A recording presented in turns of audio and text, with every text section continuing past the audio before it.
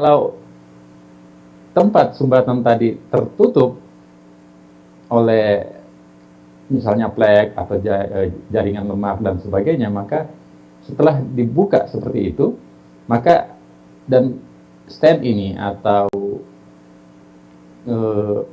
pipa kecil ini, bahasa Indonesianya mungkin sekedar itu, memberikan ilustrasi lebih mudah, tetap terbuka.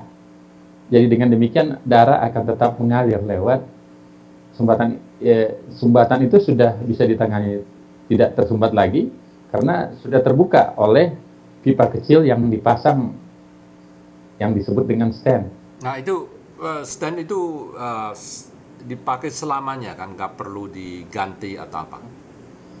Sebetulnya rancangannya akan dipakai selamanya, makanya bahannya kan berasal dari silikon khusus sehingga dia tidak berkarat. Hanya perlu dievaluasi tentunya. Waktu Clinton datang ya, kalau salah Clinton kan sakit hari Selasa ya. Yeah. Jadi hari Rabu waktu itu ada salju besar di Washington DC, New York kalau salah ya. Jadi dia tidak bisa ke dokter.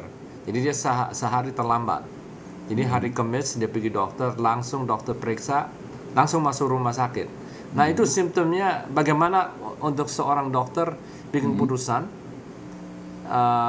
untuk membawa Clinton langsung ke rumah sakit?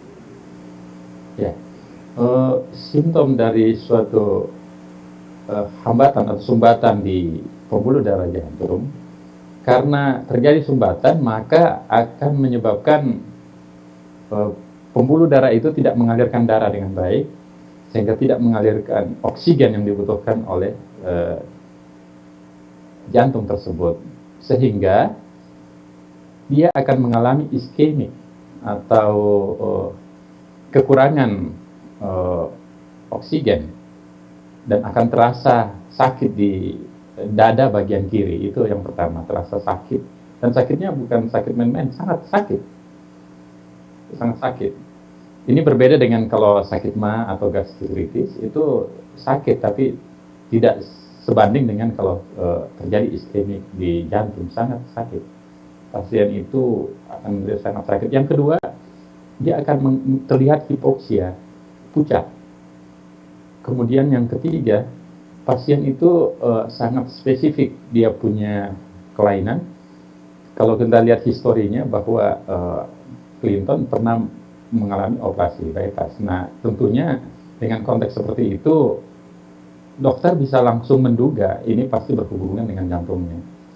Yang kedua, setelah sampai ke rumah sakit, biasa kita bisa menggunakan dua teknik khusus untuk mendiagnosis dan meyakinkan bahwa ini asalnya dari jantung, yaitu pertama yang sangat simpel dengan EKG, dia akan mengalami elevasi daripada